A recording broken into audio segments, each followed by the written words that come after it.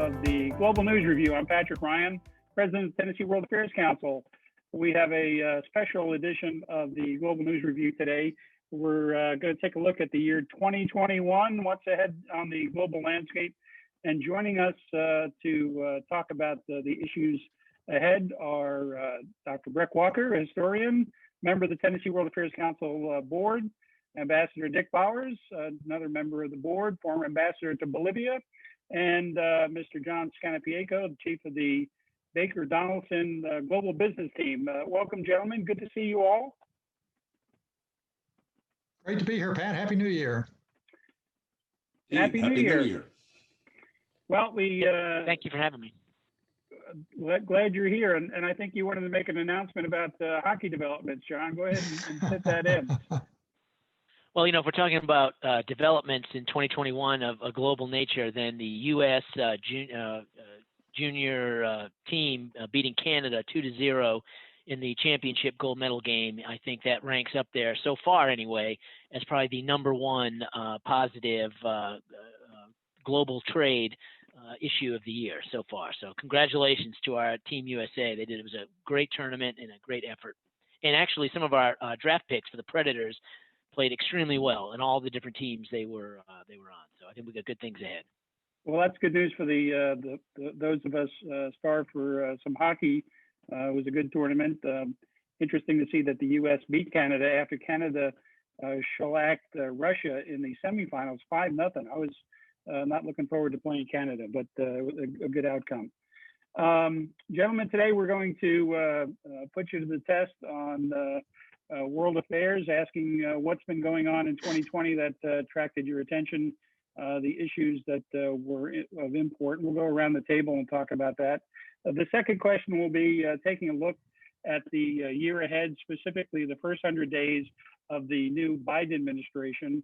For some reason, 100 days seems to be the yardstick on judging developments in new presidents.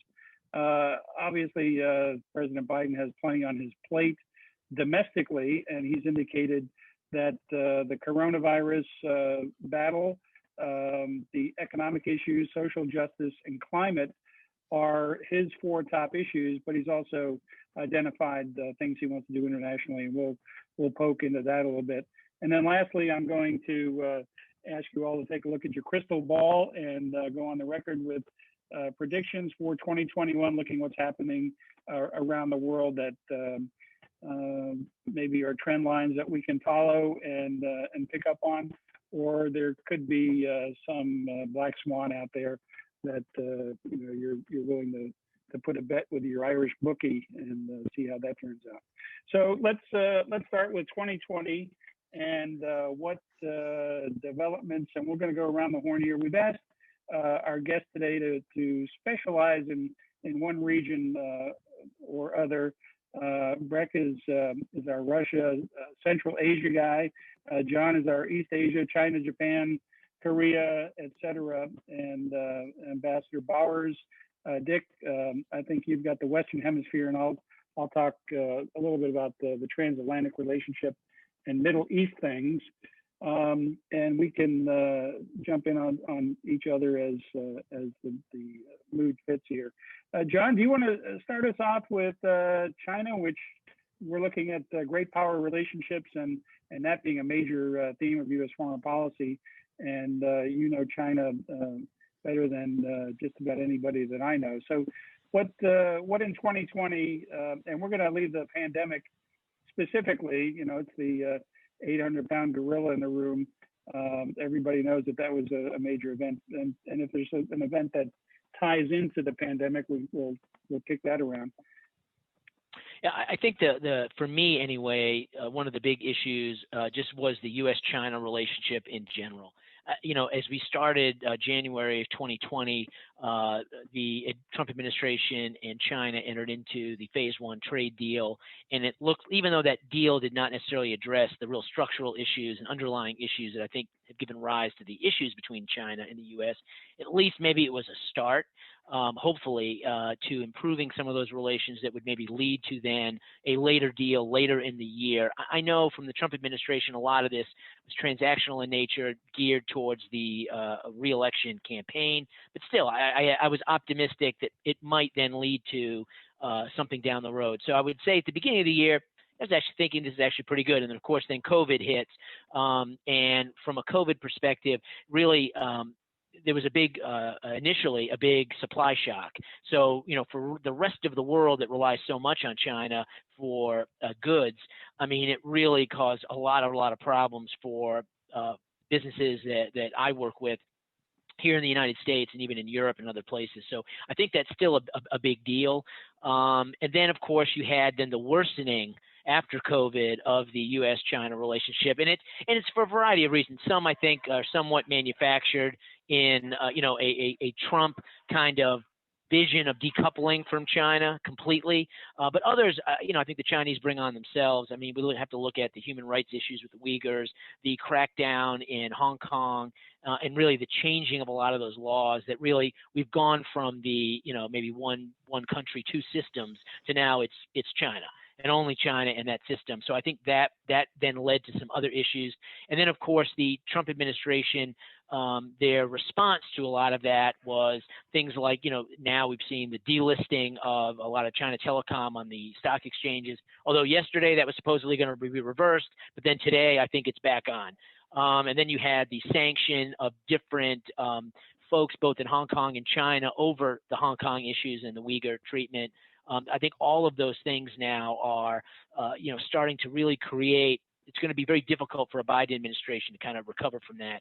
I think another big deal was the Regional Comprehensive Economic Partnership that was signed by China and then the ASEAN countries and then Australia, North Korea, not North Korea, sorry, South Korea, and Japan and New Zealand. I think, that was very interesting because it's China's way, I think, of exercising at least some influence in the region now that the U.S. had kind of backed out of the region.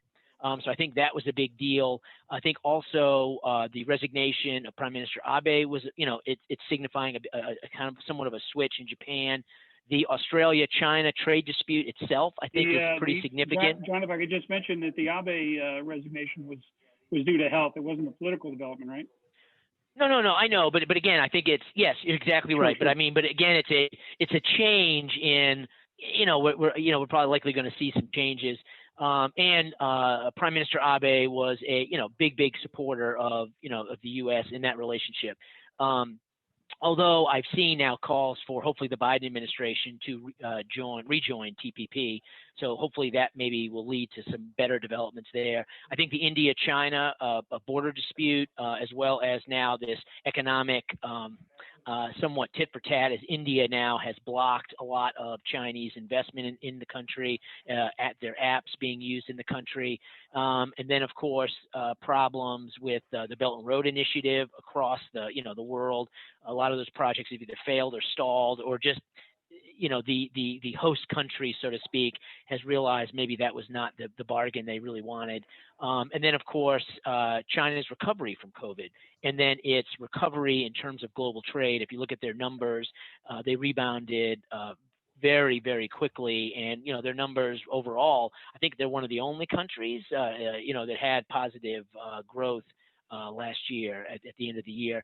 And then I can't remember, and I should have checked, but I didn't, because COVID time, the EU-China trade deal, I think that was this year, but it may have been at the very, very end of last year. But I think those to me so just me kind of writing down some notes while I was watching that hockey game last night of just kind of some of the things that really stuck out to me as being important developments, because I think they are going to require all of us globally to take notice and then adjust and see how it impacts each of these different countries, because I think there's definitely impact now, felt around the world by all of these developments. John, let me ask before we move on, North Korea. Quiet last year, not too much in the way of provocation. Anything that you can recall in 2020 of North Korea, diplomatic, military, saber rattling, getting along with everybody? Yeah, I guess we did have initially we had that beautiful relationship, or whatever we want to call it. And I think towards the end of the second half of the year, you started seeing, I think, some missile tests, if I'm not mistaken, and you saw some of that rhetoric kind of get ramped up again. But, that's an area that, if you going to our third question, you just never know with North Korea, and that could be one of those things. But nothing really, that really stood out as anything, what I would say, unique or abnormal or really provocative, like some of these other, to me, that India-China border dispute, I mean, that, and you guys would know too from your backgrounds, I mean, that's something like that could really escalate fairly quickly. I just didn't see anything like that with North Korea. Now, we may see a change with a new administration. Maybe the North Koreans say, okay, I'm going to take my shot with these new guys because maybe they're not going to be set up or anything. But I just find that I just don't see that really as something that. Yeah. I mean, obviously that's always on the list. But 2020 was relatively quiet for those guys. Which is nice. Let's see how 2021 turns out. Yeah, that's right. Russia, not far from the U.S. news, especially with the revelation of the big hack towards the end of the year, getting into the U.S. government systems by insertion of software into some admin protocols. But Russia, Central Asia, what kind of developments? I know you led our discussion in our Election 2020 series, which was a great program, and I'd commend our viewers to take a look in the youtube.com/TNWAC archives of videos. Breck hosted a terrific discussion on Russia, Afghanistan, North Korea. Breck, what stands out in 2020 that people should be reminded of? Pat, I'd mention two things involving Russia real quickly.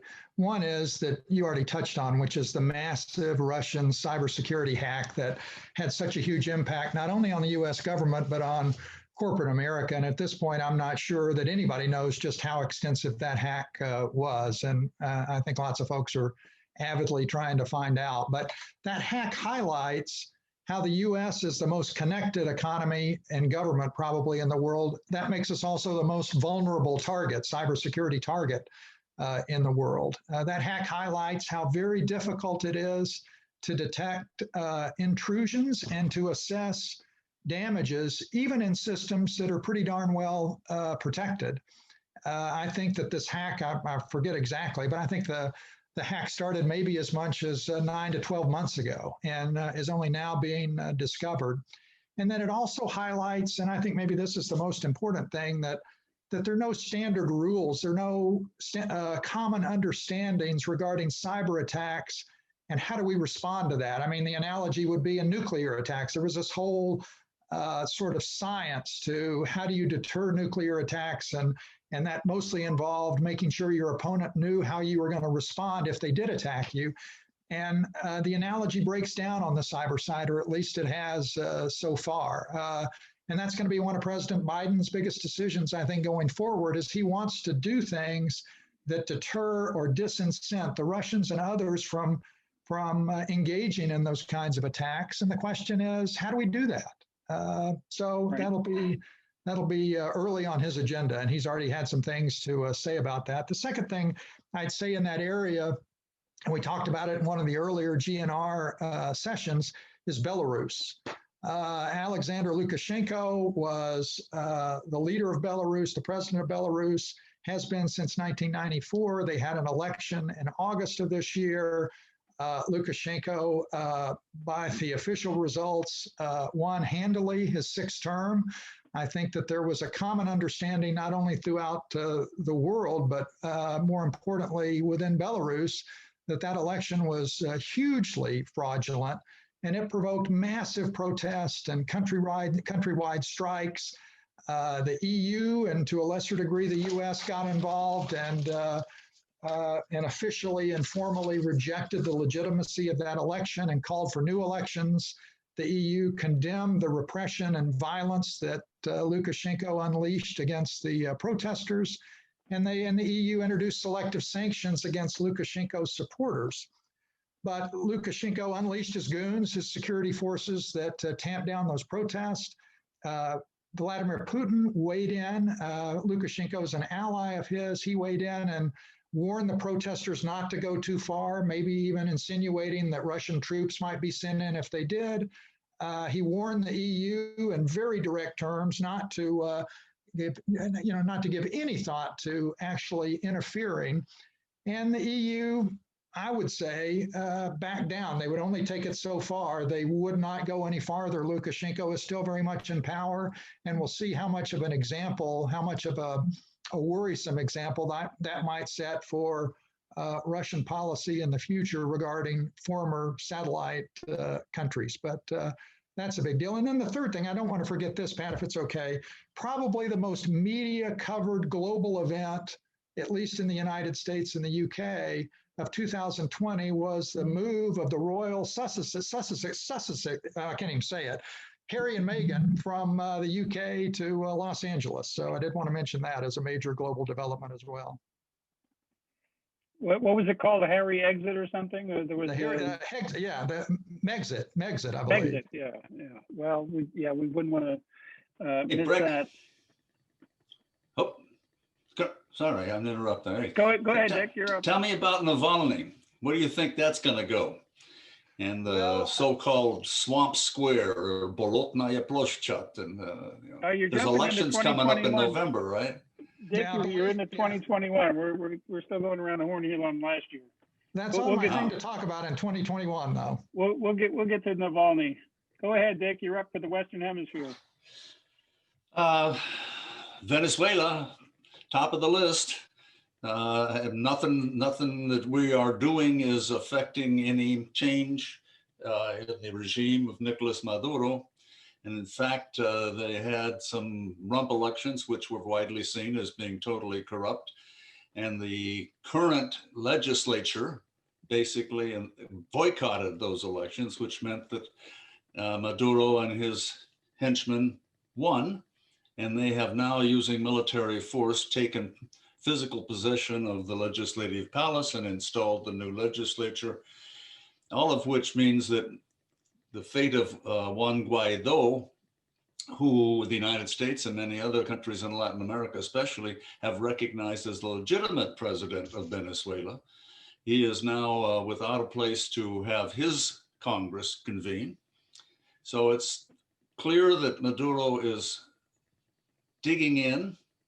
It seems to be have more control than he has in the last several years, and that the United States policy is kind of in a quandary as to what to do or not to do about it. Another kind of interesting thing is what's going on in Brazil, which has the third, I guess, highest COVID rate in the world. And besides Tennessee? Besides Tennessee, right. And Jair Bolsonaro, the strong man who's running Brazil these days, he was reported to have had COVID. And he just made a statement yesterday or the day before that the best vaccine for COVID is to get COVID. So they're having trouble kind of ramping up a vaccine program. So that he says, well, you achieve herd immunity by everybody getting it. And if a few people have to die, but then the ones left behind, they'll be in good shape. So that's something to keep an eye on. Brazil is a big country with a lot of things going on in there. And Bolsonaro is not a champion or friend to the environmental efforts around the world. And forests are being cut and rivers are being polluted, and we're not engaged as we should be. Finally, just one last point on Argentina. And I think what's happening in America, Latin America as a whole, is a push towards a more secular society. The Catholic Church has been extremely powerful in Latin America for hundreds of years. And now it looks like that some of that power is waning a bit. And the people of Argentina have passed a law that allows women in Argentina to have abortions. And I would not have thought that would occur in the time frame that it did. So that's out there. We got problems with Mexico that we arrested one of the four-star general that had been critical and one of our main allies in the drug war. General Salvador Cienfuegos Zapata. We picked him up in California when he was on vacation. This led to a huge uproar in Mexico to such an extent that we let him go. And the Mexican president, AMLO, Lopez Obrador, basically got the Mexican legislative authority to pass laws that basically hamstrung any cooperation with foreign elements involved in the drug war unless we start behaving ourselves. So that's going to be something that's out there. One last point, the Cuban people, they are standing in line for stuff because for decades they have had two currencies, one for internal stuff and one that you can actually buy stuff with. So during the Cold War, all the communist countries had the same sort of thing, that if you wanted to get some cigarettes or anything that came from the West, you had to have hard currency like dollars or pounds. So the Cubans have done away with that, and they're down to one currency, which means that prices are going to go up and availability is going to go down, and it's going to be tough on the Cuban people. Well, Dick, you must have been working on the What in the World weekly quiz. We had the Cuban currency question in there. Did you get it right? I did not get it right because one of the options was that there would be a decrease in the supply of available goods. And I think that's correct from my viewpoint as a minor in economics and a long time ago in university. But you guys had having been the control of, to a well, no, you had the answer that with the control of the party would be weakened. Okay. So anyway, I missed that, but I got the other 9 correct, so it's all right. We'll give you partial credit for that. Thanks for taking the quiz. And that I'll just mention that for people who wanted to get in our What in the World weekly quiz, just sign up for our newsletter on tnwac.org. Well, let me mention a couple of things about Europe and the Middle East. Really busy year, especially responding to the pandemic. A lot of the European countries went through cycles of ups and downs. So they thought they were on a rebound, open things up, only to have to lock things down again. So that affected just about everything else that was going on in Europe. The key things, obviously, Brexit. On Christmas Eve, the EU and the UK signed off on a final Brexit agreement. Not quite what the British were expecting or the Europeans were expecting, but they did come up with a deal, and they were up against the December 31st wall there. So they did agree to a number of trade provisions. There were a lot of issues that were kind of below the radar until the last negotiations, like fishing rights for French fishermen in UK waters, what the regulations would be for channel, tunnel transit, etc. Apparently, the Irish backstop, which was a major stumbling block, the provision for the border between Northern Ireland and the Republic of Ireland to remain open, which was a key provision of the Good Friday Agreement back in the 90s, which ended the troubles between the Irish Republican Army and the British in Northern Ireland. That was at risk, but apparently at this point, there will be a trade inspection point somewhere in the Irish Sea between Northern Ireland and Great Britain, the British Isles, so that there is a border between the EU and the UK. And John, you're our trade expert, so I stumble on something here.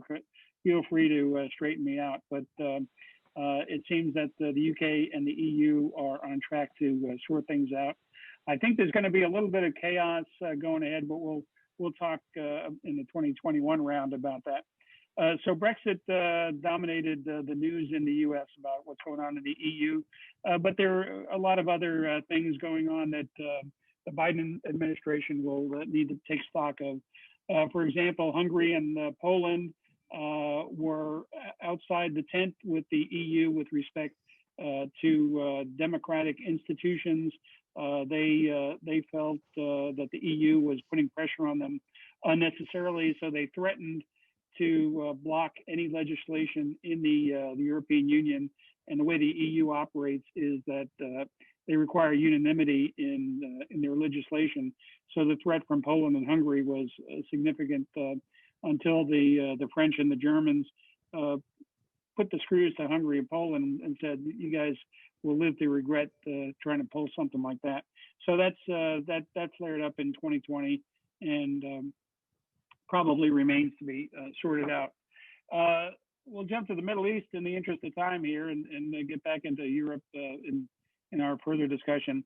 I think one of the major issues in the Middle East that the U.S. was concerned with was the normalization of relations between the United Arab Emirates and Bahrain with Israel. That was the icebreaker mid-year, and that was followed by a couple of other Arab countries, Morocco and Sudan. You probably know that Jordan and Egypt previously had relationship with Israel. So now we see kind of a logjam broken with Arab countries establishing normalization. None of these countries were at war with Israel during the last go around, the Yom Kippur War in 1973. So to say that this is a peace agreement would be a stretch. It's basically normalization of relations. And there were some incentives to some of these countries. Sudan, for example, was offered to be taken off the State Department list of terrorist sponsors. So they signed up to normalize relations. The Palestinians, meanwhile, objected to the normalization.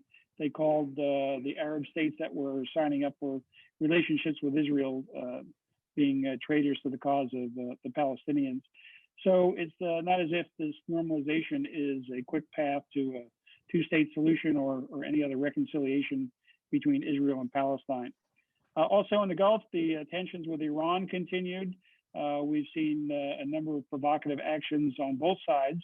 And the Iranians, towards the end of 2020, announced they were going to increase their stockpile of highly enriched uranium to 20%, which is beyond the limitations of the JCPOA, the Joint Comprehensive Plan of Action, which was signed several years ago and then canceled by President Trump.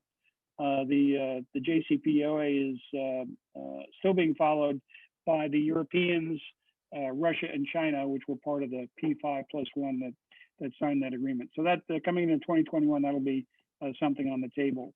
Otherwise, we're concerned about human rights conditions in places like Saudi Arabia. There was a case of a young woman who's been held in detention. She was among those who were in the women driving movement. She was an activist who was arrested about the time that Crown Prince Mohammed bin Salman relaxed the rule about women driving.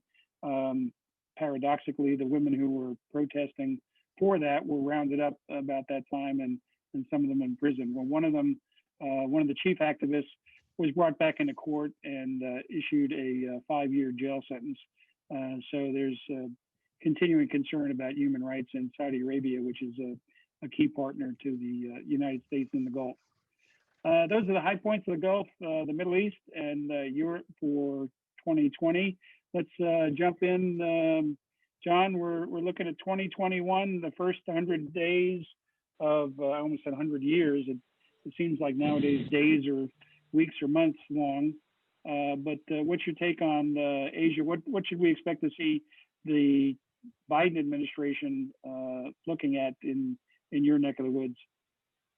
Sure. I think a lot of what you're going to see, if you take what was said on the campaign trail, and now you've seen since his election, that the focus is going to be primarily on COVID response and then strengthening the U.S. economy. So anything trade related, which is a lot of obviously what I do, is supposedly going to take a back seat. However, the Biden administration is being left a couple of nice presents on the Resolute desk for his arrival, including, again, China. I mean, that is just the elephant in the room. And so it seems like what you're going to see there is a continued tough stance on China. So like, no, the 301 tariffs will not be rolled back.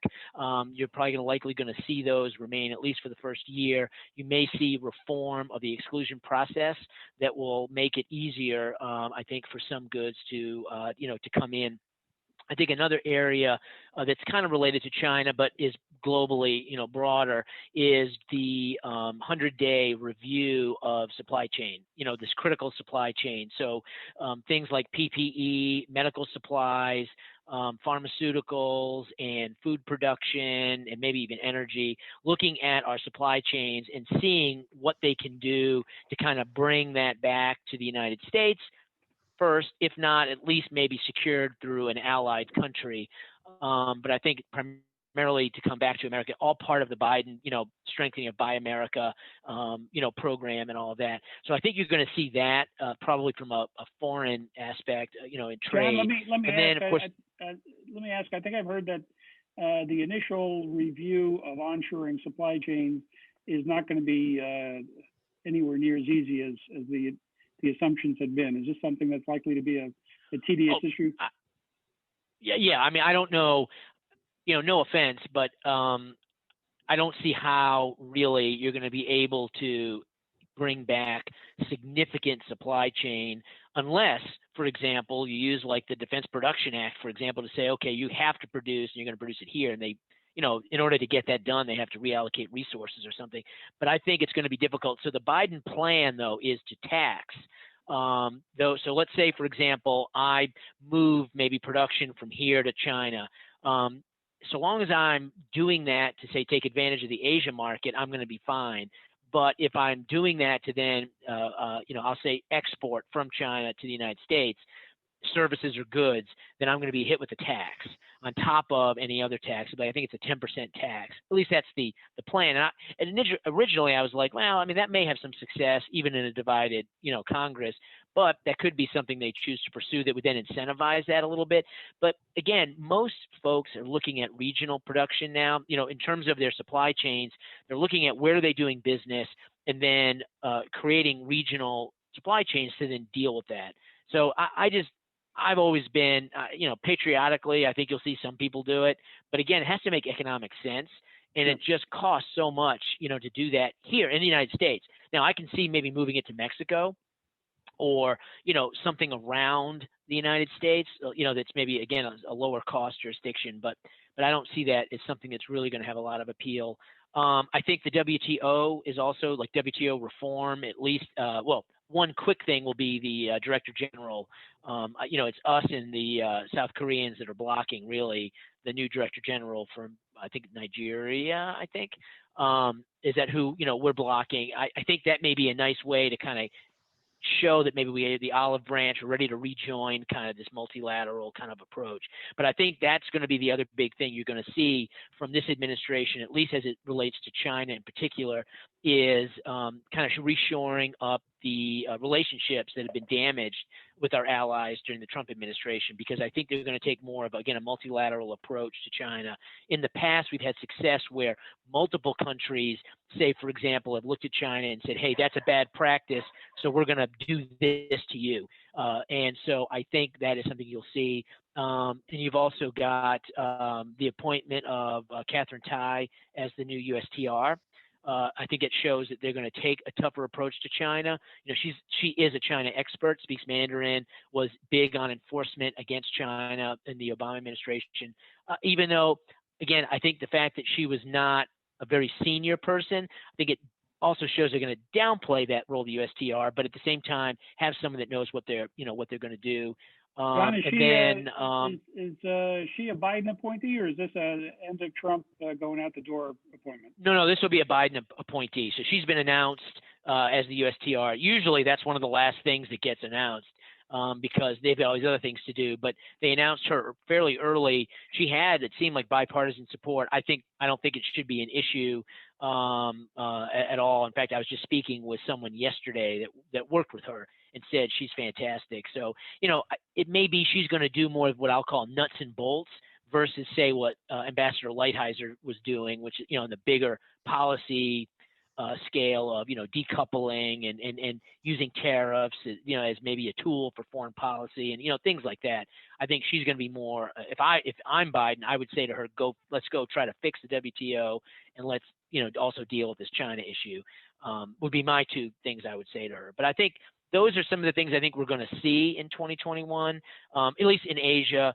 Again, with the, some of these, I'm hoping that this will also then lead us to maybe rejoining TPP, but I don't think that's the first 100 days. That may be really in year 2, 3, something like that down the road. All right. Anything we should be looking at with Japan? Again, what I've seen there is, we've had our mini trade deal. I know they're talking about maybe doing more, but, it's going to be interesting to see how the Biden administration deals with trade. I mean, they've said no new trade deals until the U.S. economy has recovered and is stronger. So, I just don't really see a lot of movement there. That's why I was saying, not in the first 100 days for sure. Yeah. But again, I can see though, olive branches, like I say, being extended to some of these folks to try to again bring people together and see the United States maybe really demonstrating that it's ready to kind of rejoin the world and get away from this America first, which some people have called America alone, and dealing with some of these big issues like COVID, like the economy, because again, our economy is so interconnected to everybody else. I mean, we all need to be working more together, I think, to really see real recovery, and which then I think will lead to things on climate change, COVID, and China in particular. But I think you'll see, and then Iran too. I mean, I think you'll see that with with that as well. Right. All these regions have issues that concern the U.S. that are across, they're transnational issues. Dr. Walker, is Biden, is he likely to pick up the bat phone to talk to Vladimir as often as the current guy? I'll just be real brief on President Biden and Russia in the first 90 or 100 days. The one point I would make, though, is that U.S. policy, in my mind at least, U.S. policy under the Trump administration towards Russia is tougher than has been tougher than is typically appreciated, especially if you take Trump out of it and ignore his public statements and all those sorts of things, because we are providing more military-oriented assistance to Ukraine, for example, over the last 4 years. And I think that our economic sanctions over the last 4 years against Russia, because of its invasion of Crimea, have really intensified. No thanks to Trump. I mean, that's the U.S. Congress and so forth, but I would recognize that. However, I think under Biden, of course, the tone coming out of the Oval Office is going to be much, much different than it has been in the Trump administration. I mean, Biden has said publicly that he sees Russia as a tremendous threat, a country that is assaulting the foundations of Western democracy by seeking to weaken NATO and divide the EU and interfere with the U.S. electoral system. And I think Biden's going to make a big effort as part of what John was talking about to solidify the West, to have a more common approach to Russia, which is something that the Trump administration had no interest in doing. Biden has said that the two big things he wants to accomplish with Russia right off the bat, and I think in the first 90 days, is one, he wants to renew this sort of the New START arms control agreement that expires on February the 5th, that the Trump administration, I think, has picked up and was in the process of doing that as well. And Biden has said very publicly and very directly that he wants to make Putin pay for this massive cyber hack that went on. I think Biden's quote is, "We will respond, and we probably will respond in kind." So that's those are bold words. Now, I think there are areas of possible cooperation between Russia and the United States, and not least of which, to be honest, is climate change, because Russia in its Arctic and Siberian areas had a terrible 2020 with crop failures and forest fires and temperature increases that were among the worst in the world on a relative basis. But my bet is that once we get beyond the New START and whatever Biden decides to do in response to the Russian hack, my bet is that Russia's not going to be a high priority for Biden through the rest of his term. I don't see any upside for him in trying to improve relations with Russia. Any olive branches that he might throw out are going to be politically controversial. There's incredible distrust on the American side after distrust of the Russians. after the election interference in this recent hack.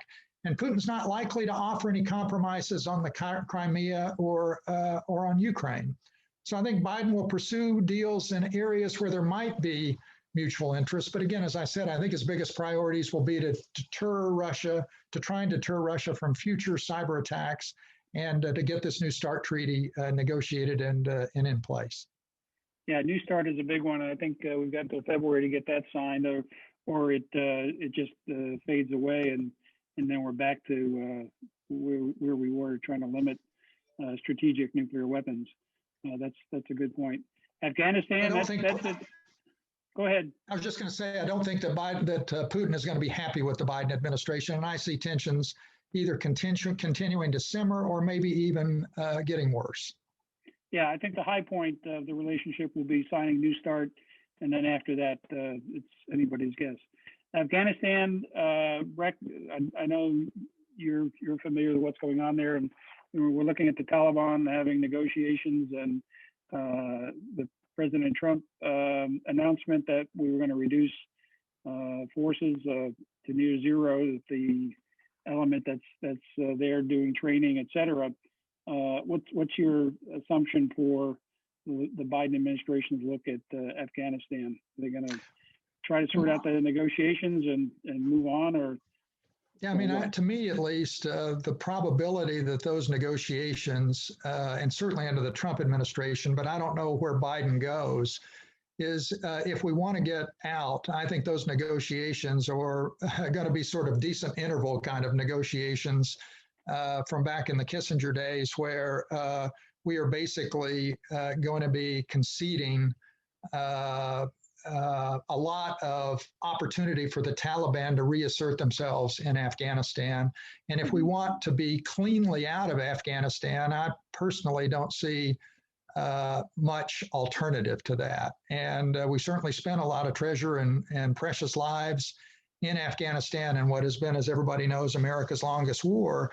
And in my mind, at least, we haven't accomplished a whole lot. And at least in the Obama administration, I think Biden had a lot of reluctance about nation building and so forth in that part of the world, and in Afghanistan in particular. And I guess I'd be surprised if he dramatically differs from where the Trump administration is trying to go with these peace negotiations. But I'm interested if you all have a different view on that. I think it's an open question. Myself, we'll have to see what happens when Biden gets in place. Dick, you've got 4 minutes. I've got 4 minutes, and then we're going to turn to. Well, I'm going to take 1 minute to say I'm very concerned because over my corner, I'm checking out CNN, and the protesters have breached the Capitol. And wow. And the counting of the electoral votes has been paused, and the police are now trying to tidy up. But anyway, back to our subject. My sense is that the Biden administration will reach out to Canada and Mexico early on and try to become the tres amigos again, rather than having these difficulties. Mexico, there's a thorny issue with the drug traffic, and of course, migration is going to be a major issue, and I think there'll be some quick and fast changes coming down the pike. And maybe if indeed the two senators from Georgia turn out to be Democrats, we might actually get some legislative change in migration and solve some of these festering problems that have been going on for years and years and years. Venezuela, I don't think it's going to go anywhere. We'll just kind of keep the lid on, see what's happening. And COVID, the problems in Latin America with COVID are going to multiply. It's going to keep getting worse rather than getting better in the short run. So that's my quick take. Dick, presidents normally go to Canada or Mexico as their first trip abroad. We saw that President Trump, his first trip was to Saudi Arabia. Yep. You think this guy is going to the Western Hemisphere, or where I do you would think he'd go to the Western Hemisphere because it's quick and easy to do. And it's going to be a question as to whether he can reach an agreement with AMLO, the president of Mexico. Probably the easier way would be to go to Canada and have the Mexican president join up there, and then the three amigos can show solidarity in the Western Hemisphere. Okay, that doesn't count as your prediction for 2021, but that's good stuff. Good. Looking at Europe and the Middle East coming ahead, we've got just a couple of minutes to go here. I think the signing, and John, I think you mentioned we weren't sure if it was 2020 or 2021. The days are merging together. The signing of an agreement between the EU and China on trade, I think driven in large extent by German economic interests rather than geostrategic interests. They want to get the Volkswagen plants in China fired up. There's a big one in Shanghai. But the U.S. View, I think, had been kind of a melancholy approach to everything was going to be better with the Europeans. I think they're looking forward to having Mr. Biden in the White House, a little less criticism of their NATO contributions, and just more engagement with people who seek multilateralism. And I think that was the statement of our incoming ambassador to the United Nations. She said, diplomacy is back, multilateralism is back, the United States is back.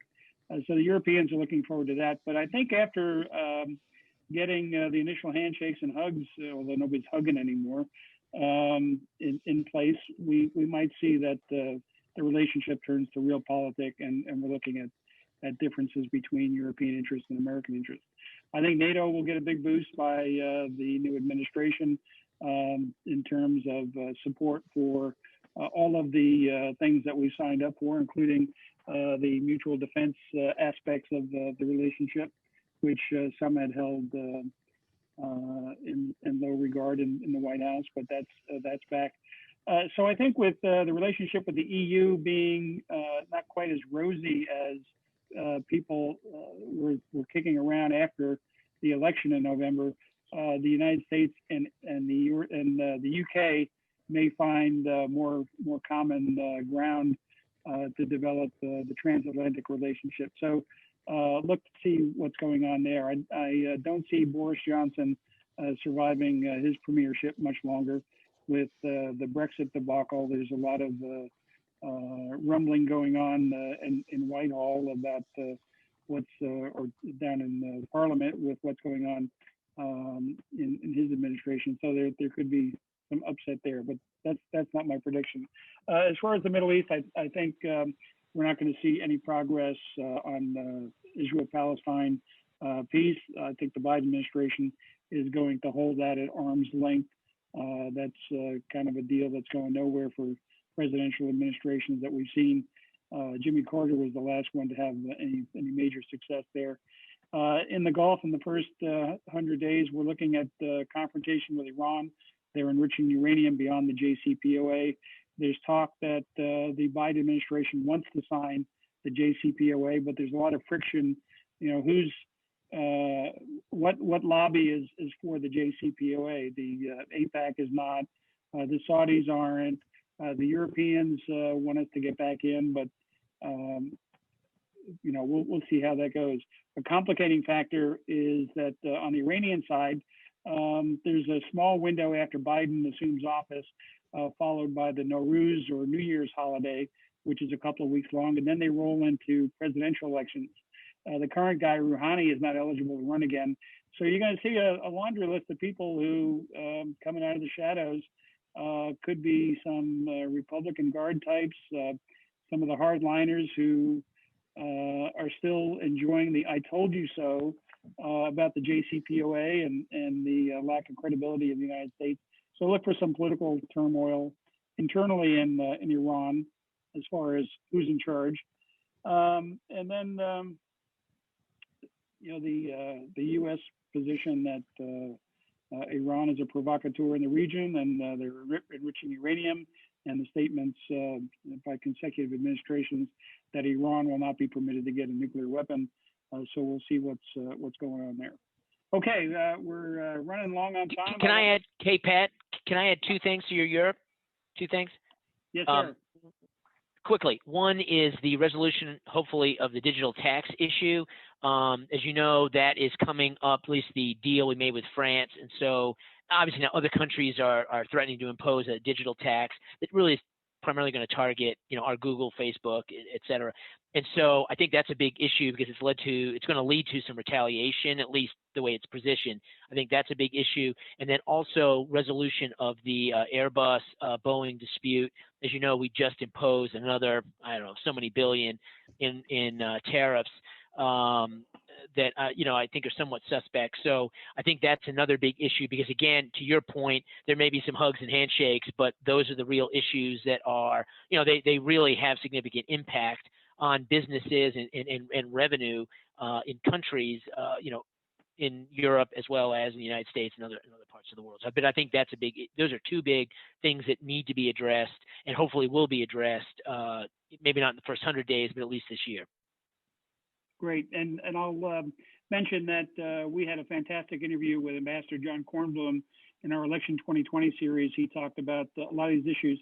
So if you want some more detail, he's a former ambassador to Germany and an expert probably in the premier leagues of U.S. government people understanding what's going on in Europe. So take a look at that Election 2020, America's Place in the World. It's in our archives on YouTube. Okay, predictions for 2021. And remember, the tape is rolling here. So a year from now, we're going to break this out and see where everybody is. John, what's your pop-up black swan or trend or whatever? My concern black swan is something with North Korea or India, China. I think those two could potentially, again, they're black swans, so I think they're unlikely, but if anything's going to happen in that region, I think it's going to be one of those two places. And then in terms of a real prediction, hopefully the U.S. will rejoin TPP. That's, I agree with you on that. And in terms of nuclear armed states, North Korea, China, and India, anything that is low probability does carry a high risk, so it's worth considering. Breck, Russia, Central Asia, Afghanistan. I'd say two things. We'll give you Eastern Europe too. I have two predictions. I'd like to start with Scotland, if it's okay. Scotland has legislative elections this summer. And of course, the Scottish people as a whole were not in favor of Brexit. I think the party supporting Scotland independence will do very well in that summer election. They'll demand that there be a second referendum on independence. And I think that they'll be granted that referendum, although maybe in 2022. And I think they're going to vote for it. So that would be one, vote for independence. The second is their legislative elections in Russia in November. Back to Dick's point, Alexei Navalny, who is now in Germany, there are all kinds of rumors that he wants to use that run up to the election to go back and foster great dissent against Putin, who still has pretty high approval ratings, but they're down from what they were. And he's been criticized for the COVID response and isolating himself and stuff like that.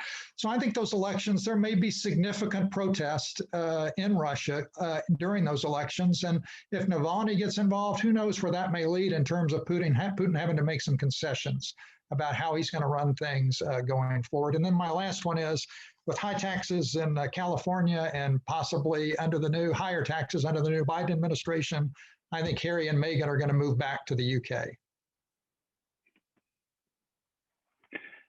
You like that story? That's good stuff. Well, Navalny also has health concerns there. What was it they jabbed him with? Novichok? Was that the agent? I forget what it was, but boy, he almost died. I know. Rough stuff over there. So we wish him good health in the new year. Dick, what do you see? What's your pop-up? My pop-up, I'll give you two. Maduro will be gone from Venezuela by the end of the year. And a That's second bold. one, huh? That's a bold one. Well, yeah. I may not be around here next year, so you'll see. Anyway, second one, I think we're going to see some major movement on immigration reform here in the United States, and that's going to be a good thing. Okay, mine for the Middle East are in the area of mortality. Both the King of Saudi Arabia and the Supreme Leader in Iran are pretty old guys who have had any number of chronic illnesses. In fact, King Salman in Saudi Arabia, when he assumed the throne in 2015, most analysts already thought that he suffered from dementia and would not be able to hold his reign for very long. It's been coming up on 5 years now, the end of January, and I think 2021 might not be a good year for the king. Likewise, the supreme leader Khamenei in Iran is elderly and has reported to have a number of chronic illnesses. These guys won't live forever. I remember at U.S. Central Command when I was working as an intel guy there, every morning we'd place bets on whether Saddam was going to last another day. And we even had a birthday cake on his 65th birthday in honor of him. So these guys are getting old, and they're passing from the scene are going to create a lot of interesting moves in the politics of their respective countries and their relationship with the rest of the region. In Europe, I think we're going to see the trend lines towards the EU, as we mentioned, and as John affirmed, the EU and the US not necessarily seeing eye to eye on a whole host of issues. And we'll have to see if we can rely on America's back in the multilateral business to get us through. Well, we burned through an hour. Pat, can I throw one more out there and see if you guys will agree? Yes, sir. Go ahead. Donald Trump will resign his office before the 20th, and he will be fully pardoned by the new president, Mr. Pence. Any takers? All right, Huh? Okay, that's enough. Well, anything's possible. I'll tell you that the way this is going. So Are we becoming so as inscrutable as North Korea? What's going on there? That would be a fitting final chapter, I think. It looks like it's bad stuff up at on the Capitol now. The demonstrators have breached inside the Capitol and they've suspended operations, and the Capitol Police has asked for additional police help from the city. And wow. So here we go. Okay. Well, we'll turn to that in just a minute. But to make it interesting, Ambassador, I'll take you up on that prediction. And maybe we'll put a Thai restaurant lunch on the line there. Okay. Any last comments? We got 2 minutes, gentlemen. John, thanks so much for coming and joining us. So we hope you enjoyed your hour here. Oh no, thanks for having me. I think we are definitely going to be in for a lot of change over the next couple of years, especially, one of the, I think the real impediments to Biden administration really beginning to do anything major was the potential of a divided, Congress. And so if this election in Georgia holds, as some have predicted, then I think that really is going to at least provide opportunity. Now, whether they'll be able to really do and whether they'll take bold action, we'll see. But I think it's going to be a very interesting at least 2 years until the next, election cycle. Yeah, this changes everything. There's enough splits within the Democratic Party that I think the domestic agenda might be more troublesome for the White House. But on the foreign front, I think the Democrats will all line up behind Biden on the things he wants to do abroad. Breck, the historian, you view developments in decades and centuries, right? So I'm sure you'll be tuned into what's going on in the coming years. A lot to be tracking. Well, it was a fun day today, and we started the new year off right. I had a good time and enjoyed being with all of you. Great. Same here. Well, Ambassador Dick Bowers, Dr. Breck Walker, and Mr. John Scanapico, thank you so much. And thanks, everybody, for joining us today. We will be back every week with the Global News Review at 1 o'clock on Wednesday afternoons. Again, I encourage you to take a look at our extensive library of webinars. We've been doing global dialogues. We had the Election 2020 series. Global Nashville with Carl Dean, which is every other Tuesday coming up here. We resume that on January 20th. So please come back and join us again. And on behalf of the Tennessee World Affairs Council, thank you very much. And everybody have a good day and be safe.